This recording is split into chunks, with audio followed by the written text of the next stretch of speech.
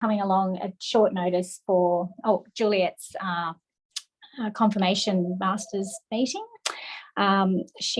Juliet is a final year ClinPath resident, and she started off in small animal practice in Sydney, having graduated from the University of Sydney, and then was lured to Melbourne to undertake a clinical pathology residency, which she started in January 2020. And so she's finished her residency, and this is she's now finishing her thesis to submit. And so we're very excited to see the culmination of her work looking at D-dimer immunoreactivity in dogs, cats and horses. It's been a frustrating project, I think, like all research projects, but also compounded by COVID interruptions and also research supervisor interruptions. And so a big thanks to Amir for taking over when Brett Tennant-Brown, who initiated this project, left the university. So I'll hand over to Juliet, and she's going to record the meeting so that others can view it later. Thanks, Juliet. Thanks, Nat. So everyone that's here, thank you for coming. Today, as Nat said, I'm going to talk a little bit about my project, which involves D-dimer and investigations into its immunoreactivity and structure, focusing on dogs, cats and horses. So D-dimer is the smallest end product remaining when clots are broken down. So just to quickly review, clot formation begins with primary hemostasis, when we have our primary platelet plug forming, and then in secondary hemostasis, thrombin is generated. It cleaves fibrinogen into fibrin and forms a fibrin mesh at the side of the clot. The original fibrin mesh is soluble, but it's then cross-linked by factor 13, and this stabilizes it and creates an insoluble 3D network of fibrin, and that adds strength to the clot. And then our final step is fibrinolysis, where plasmin starts cleaving this mesh. So cleavage here is occurring between the D and E domains, and that's shown by the scissors in this diagram. And the resulting degradation products that we get are D-dimer and also some other fragments that can be larger, and I'll talk a little bit more about them later. There is a bit of variability in the literature with the term D-dimer and this other term FDPs, and it can be a bit confusing. So FDPs, these are degradation products of fibrin and fibrinogen, and this refers to soluble fibrin, so that's fibrin that hasn't been cross-linked. And these fragments aren't actually specific for fibrinolysis in that they can be present in the absence of clot formation. D-dimer, in contrast, is a type of FDP that's formed specifically from cross-linked fibrin.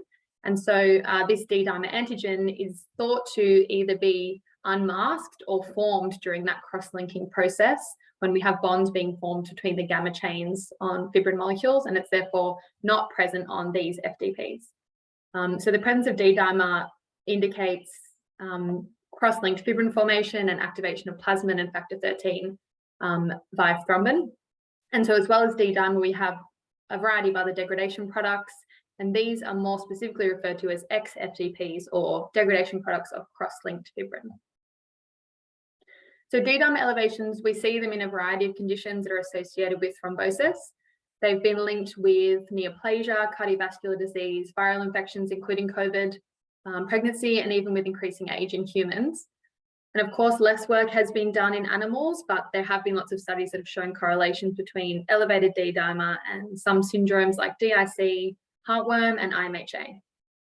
But the issue is that D-dimer is elevated in so many conditions that it's not very specific. So that means it has a low positive predictive value. Despite this, it's measured really frequently in human medicine, and that's because it can be a great exclusionary tool for thrombotic conditions like PTE and DVT. So D-dimer assays have demonstrated really good sensitivity for the exclusion of thromboembolism in both humans and in dogs, and so it has a high negative predictive value. So primarily D-dimer is used as an exclusionary tool. We know that it's elevated in a variety of conditions. Lots of these are really severe conditions, so it is useful in terms of being an early indicator, so for things like DIC. And in particularly in animals, this is useful because animals can't communicate those subtle symptoms like chest tightness or tingling in the extremities that we might see with these thrombotic diseases. I think those that have worked in emergency settings would know that DIC in particular is really tricky to diagnose, and thrombotic conditions in general are really hard to characterize in animals. So for example, with DIC, your classic sign of fulminant DIC is widespread hemorrhages due to consumption of platelets and coagulation factors. And so this is something we can identify clinically, but the stage before that, in subclinical DIC, will have widespread intravascular thrombosis, and this is really difficult to identify clinically and often has more severe consequences like tissue hypoxia and irreversible organ damage. So in dogs, so far it's been shown that D-dimer is more sensitive than measurement of PT and APTT to diagnose DIC. Finally, in humans, increases in D-dimer have been linked to patient outcomes, and so it's been used to predict survival times in cancer patients, so it could have a role in prognostication as well. So far, theoretically, it sounds like D-dimer will be a really good tool, but unfortunately, it's really difficult to measure. And there's lots of difficulties plaguing assays that have so far been developed in humans and animals. It's measured using monoclonal antibodies to human D-dimer fragments. And then the complexes that are formed are quantified using a few different methods. Our quantitative ELISAs are considered the gold standard. However, there's also latex-enhanced immunoturbidimetric assays, and these are more widely used because they have a similar sensitivity, but they're more cost effective. And then in some hospital and point of care settings, there's semi-quantitative assays that are used. Obviously, these have more subjectivity in their interpretation and they're a bit less reliable. So given we have plenty of assays available commercially, we want to know if we can use these in veterinary species. The issue is that antibodies to human D-dimer fragments are being used in these assays. So the first thing we would need to do is to establish cross-reactivity between these and veterinary species. And ideally, we'd want animal-specific antibodies for each assay, but in the meantime, we can just assess if the human ones can be used. So lots of issues with D-dimer assays. The first one is standardization. Different labs and hospitals not only report the results in different units, they also use different cutoff values. So sometimes results are reported in fibrinogen equivalent units, sometimes they're reported in these D-dimer units, and then sometimes the units aren't even listed in the inserts or in results in different papers. There's also lots of reports from human labs where they're using correction factors and releasing results in units that are different to those recommended by the manufacturer. Cutoff values as well, these are heavily relied upon by clinicians in human medicine to exclude some of those diseases mentioned earlier. But clinicians could be applying a cutoff value that they've read in a paper to an assay kit which uses a different cutoff value and it's not applicable. So obviously that's not appropriate because the same sample measured on different assay kits can give different results. And of course, if you're introducing post-analytical correction factors or calculations, that introduces a significant possibility of errors. I think that overall there's a bit of a lack of understanding about assay validation amongst clinicians. It's not just restricted to D-dimer, and so a lot of clinicians might not see why that's not appropriate. The next issue is that the group of fragments that contain this D-dimer antigen is heterogeneous. So we can see in this figure here, a lot of these contain the double D portion, but they have varying molecular weights, and these can all be present in different ratios. And so we're not really sure how D-dimer assays are reacting to this. It's likely that they're measuring a combination of these fragments, but it hasn't really been shown what's going on with each different antibody. Each assay uses a different antibody, each of which has varying specificity to this mixture of fragments. Often these antibodies are proprietary, so we really don't know anything about them, and the manufacturers haven't published any validation.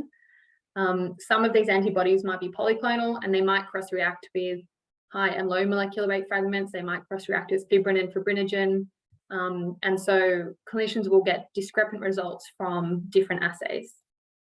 So this study here really succinctly demonstrates the variation we can get in D-dimer assays in humans. So this is one patient, one sample, and 9 different assays. And these are results that we get for D-dimer. And we can see this one in particular, this varies by over 100-fold. Obviously, this would be changing the decisions being made by the treating clinicians. So what's been done so far in animals? There are actually quite a large number of studies that have been trying to validate D-dimer assays in animals, mainly in dogs and horses. A few have been published in cats as well. So in dogs and horses, most of the studies are clinical validation studies, and that's where we relate D-dimer results with syndromes where we're expecting high D-dimer results. So anything associated with a thrombotic condition like DIC or IMHA. And most of the time they are being correlated successfully. So high D-dimer is being linked to DIC in dogs in particular. In cats, the results have been pretty disappointing. So a lot of these kits will measure something, but most of them have been unable to correlate these results with syndromes where we might expect elevated D-dimer like DIC or feline aortic thromboembolism. So one study compared a group of healthy cats, a group of cats with heart disease, and a third group of cats that had clinically evident aortic thromboembolism, and there was no difference in D-dimer between the groups. And then another study, a third of cats with DIC had normal D-dimer results. So there's a few different reasons that have been postulated for this, particularly in cats, and they include rapid clearance of D-dimer from the blood, interfering matrix substances in the blood that could be cross-reacting, systemic, local rather than systemic elevations of D-dimer, and then potentially differences in the structure or immunoreactivity of the D-dimer epitope between species. Some studies have attempted analytical validation, so they're measuring things like linearity, precision, interference, and pretty much the assays perform really well with these. The issue is that none of them have proven that D-dimer is actually being measured, so we don't know their accuracy. We also don't know the specificity of the antibodies that are used in each assay. There was only really one study that went into this, and they did establish that one particular human antibody did cross-react with canine D-dimer, but it also did seem to react with fibrinogen. There is a new canine-specific assay that came out from Korea. They haven't published any validation. The antibody is proprietary, so really we don't know what it's measuring. So my objectives and methods were all based on answering some of these questions surrounding D-dimer assays. We want to know what these available human assays are actually measuring in animals. So we need to evaluate the cross-reactivity of the antibodies used in these assays with D-dimer in animals. Then we wanted to know why the assays in particular are not working in cats. And I think our main hypothesis is that there might be some difference in the sequence or structure of D-dimer in cats, which is changing how the protein reacts with antibodies. So we wanted to characterize the structure of D-dimer in cats, dogs, and horses. So for part one, I prepared a cross-linked fibrin lysate solution from plasma samples and then subject these to SDS-PAGE and immunoblotting. Most commercial assay kits don't make their antibodies publicly available for purchase, and they actually often don't even name their antibodies or they're proprietary. So I just selected a group of commercially available human D-dimer antibodies to demonstrate if there were differences in how each of them perform with D-dimer in cats, dogs, and horses. And then part two includes multiple sequence alignment and homology modeling to try and evaluate if there were differences in structure that might be affecting antibody binding. So results, the first results here are a gel which shows just the production of that cross-linked fibrin lysate solution. So this first lane here is canine plasma, and this was just scavenged from expired donated fresh frozen plasma, so it's healthy dog. And then this is after performing the cross-linking and fibrin breakdown. And we can see we have the appearance of this band here, which is roughly in the region of our human standard D-dimer, so around 180 kilodaltons. And it wasn't present in the healthy sample. So at this stage, we were suspecting that that was D-dimer. And then some immunoblotting results. So here, these are the results for the first two antibodies I trialed. The first, DD44, is a monoclonal antibody, and the second, this is an anti-fibrinogen antibody. So we can see here we've got lane 2, this is our negative control, just bovine albumin. And then lanes 3, 4, and 5, these are the plasma samples from cat, dog, and horse. And lanes 6, 7, and 8, these are the cross-linked fibrin lysate solutions. So these are the solutions where we're expecting to have fibrin or cross-linked FDPs. In the immunoblot on the left, we can see the antibody has really strong affinity for human D-dimer and canine D-dimer, but it's showing minimal reactivity with cat and horse. There's also some high molecular weight bands in both the human and canine lanes. So one suspicion is that these might be high molecular weight cross-linked FDPs, so some of those fragments that contain the D-dimer antigen.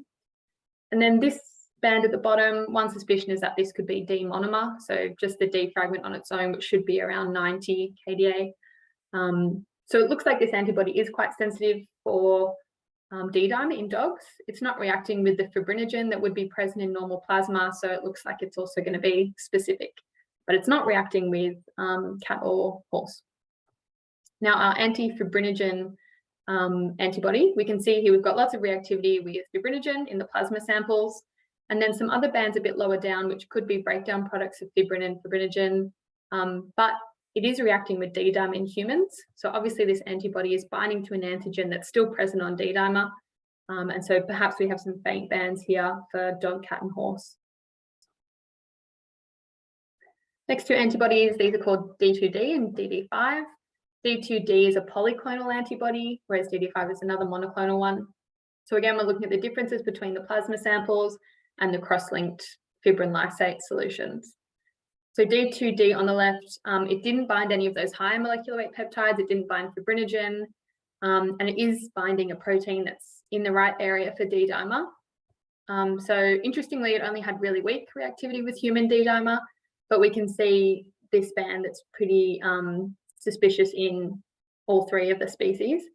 Interestingly, the horses had bands that were slightly lower, so slightly smaller, and they have two bands in this region of D-dimer.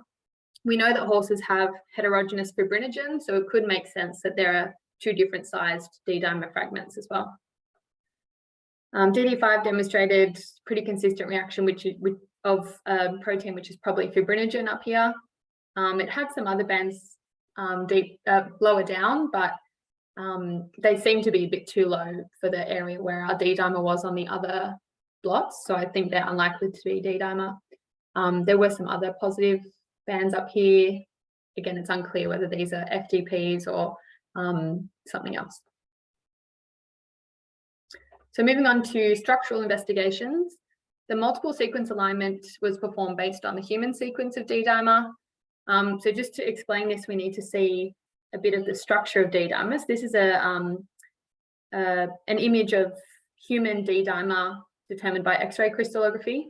So we can see here we've got, this is one D fragment here, and then we have another D fragment here, and that makes our D-dimer. So these are both D monomers on their own. They're linked in the center at the C-terminal regions of each chain, and each D monomer is comprised of three chains, the three chains that make up fibrinogen. So in green here, we've got our gamma chain. In blue here, we've got our beta chain. And then this more other slightly different green is our alpha chain. So the ligand binding sites are mostly present in these gamma and beta C-terminal regions. So the site where our gamma-gamma cross-linking occurs is in this area here. So cross-linking, as I said, the region is in here, in this C-terminal region, and the specific residues that are involved in the cross-links have been determined in humans, so it's a glutamine and a lysine residue there.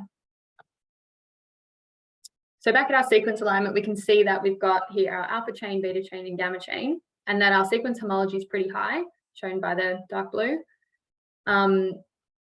And when we look a little bit closer at some of the important regions, we can see that a lot of the important regions are pretty well conserved as well.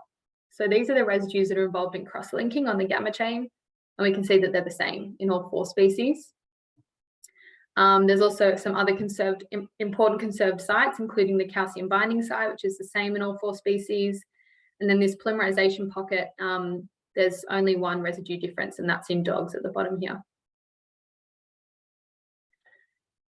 We don't actually know, as I've said, where the antibody binding site is for a lot of the antibodies used in assays. So what would be good to do is to look at the regions where the antibody binding sites are and see if they're homologous, but we can't do that unless the manufacturers publish these sites.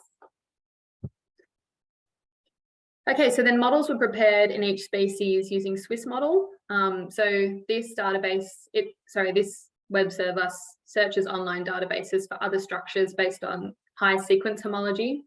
So I input the sequences for each species, and then we find a structure that has a really high sequence homology. So in this case, the template 1SZC, which is that crystal structure I showed you before, the human D-dimer, that was chosen as a template for the model because it had really high sequence homology. And we can see here that the models are color-coded. So the dark blue is indicating a high quality of the model, and it's based on the Q-mean Z score. So towards the end where it's more red, that indicates a poorer quality of the model. So what we can see here is the model quality seems to be quite high in these C-terminal regions of the beta and gamma chains, which is where a lot of the important ligand binding sites are. Again, we don't know where the antibody binding sites are, but this is an antigenically important region of the protein, and it seems to be really highly conserved. So just looking at the model quality, this is determined by a few different parameters. So first, we look at sequence identity. So we have really high sequence identity. That's comparing dog to human, horse to human, cat to human. And then this GMQE score gives us an indication of the expected accuracy of the alignment. So it's also pretty good. And high sequence identity in general leads to more accurate models because we have a decreased likelihood for evolutionary divergence in structure, or a decreased likelihood for alignment errors as well.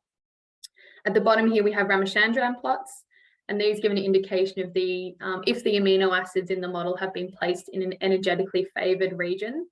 So we can see that around 94% of the amino acids are in favored regions, and that's shown by the dots being in these darker green regions. Some of the other parameters in this table give indications of model quality, some of them at local residue levels and some at a more global level. So the Q-mean Z score, which I've mentioned, relates the structure features observed in a model to their expected distributions based on statistics for other experimental protein structures that are of the similar size. So for this score, what we really want is 0, but a poor quality model will have a score that's less than -4. So the models here are acceptable. And as we saw in those color-coded models before, the Q-mean Z score was the highest at those C-terminal ends of the beta and gamma chains. And as I said, this is thought to be a really antigenically important region. So the models aren't perfect, but they're pretty good, and they could be useful in future studies where we use molecular docking, for example, to look at how antibodies might bind to the protein. So conclusions.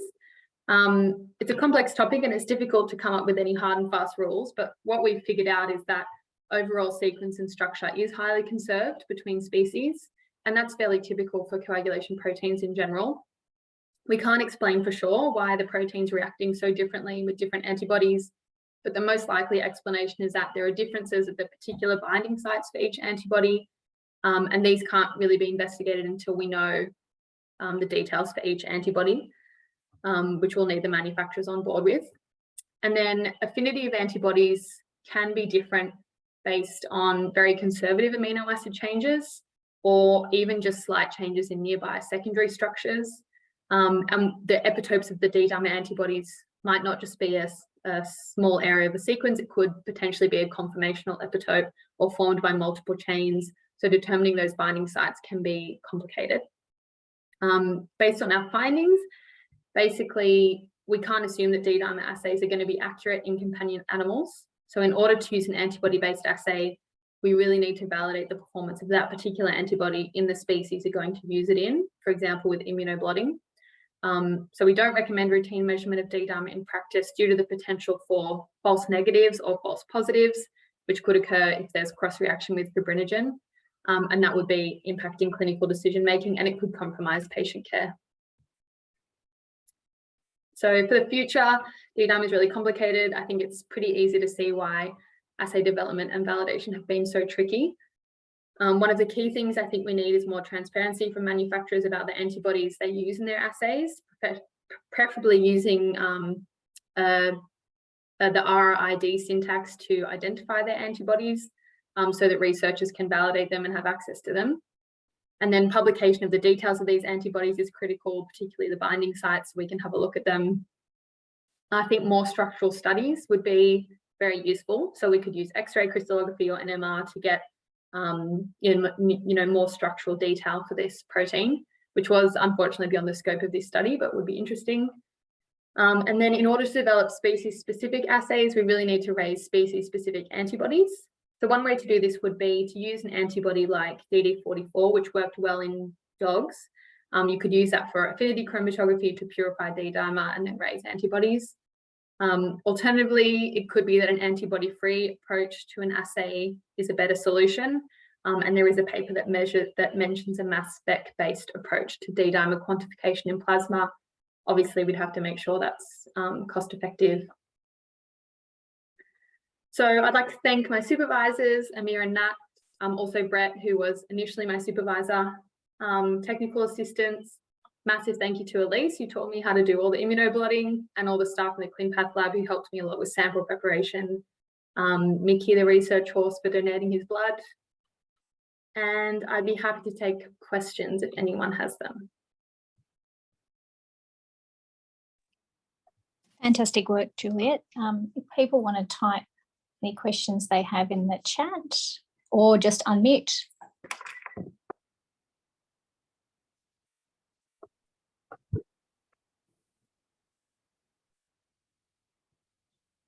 What sample would you, I'll ask a question in the meantime, Juliet. If you were going to do that X-ray crystallography, how would you prepare a sample for that, do you think? It's a very good question. I asked someone at Bio21 that question, and they basically said it's really complicated. So I don't know. Don't know. Glenn, did you want to unmute? Yep, great. That was really good, Juliet. Thank you for that. I was wondering, with your Western blots, I assume they're denaturing gels, and they're blotted. Did you try to do any renaturation at all on the blot, just in case some of those conformational epitopes might come good before you start probing the blots? No, I didn't. I had read some other papers that had talked about how they had antibodies that reacted on their blots, but they weren't reacting in vivo, obviously because there's some conformational change that's happening on the blot. But no, I didn't do that as a step. That's a good idea. Thanks. It's good. Thank you. Juliet, you didn't use beta-mercaptan in your sample preparation, is that correct? I did for some of them, but Okay. they didn't end up working well. So. Okay. Liz Dobson.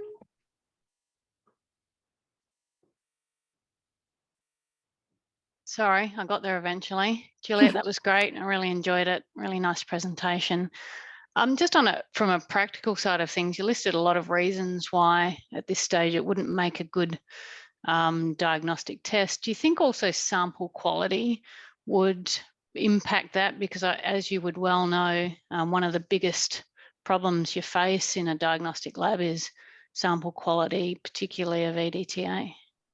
Yeah, and there's difference. Another issue with the assays is there's difference in what sample you can use. So in some of them you can use whole blood, EDTA blood.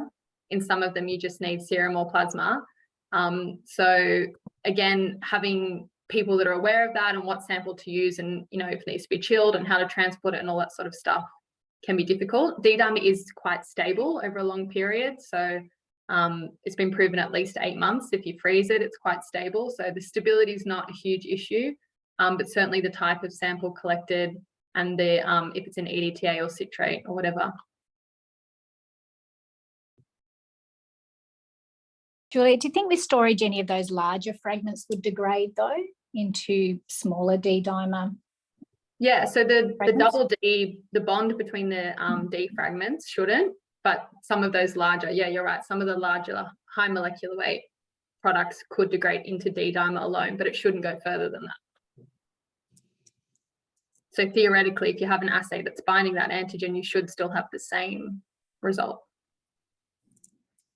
Yeah, I wonder whether you could ever get 2 antibodies binding to the larger fragments. Yeah.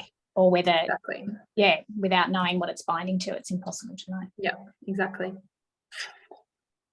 Did anyone else have questions? Sorry, I've got 2 Zooms open, so I'm trying to look at both to see if I've got anything there.